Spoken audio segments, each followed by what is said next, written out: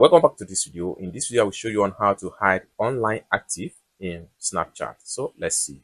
But before we dive into the tutorial, if you find this tutorial useful and you are foreign to this channel, remember to click on that subscribe, turn on the notification bell for more useful tutorial like this. So with that being said, let's get started. The very first thing you need to do is to open up your Snapchat. So I'm going to click on here, open my Snapchat.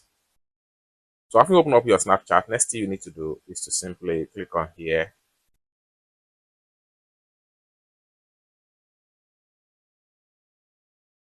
Then the next thing you need to do is to simply click on the setting icon. And the next thing you need to do is to simply scroll down all the way down and then simply look for activity indicator. Then it's going to take you right here. When enabled, other can see if you have been active online, if you have been active on Snapchat recently. What you need to do is to simply turn off this button right here.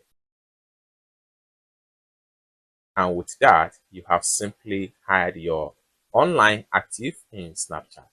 I hope you really got value for this video. If you find this video useful, give this video a big like, and also remember to subscribe to the channel for more useful tutorial like this. Thank you so much for watching, and I hope to see you in my next video.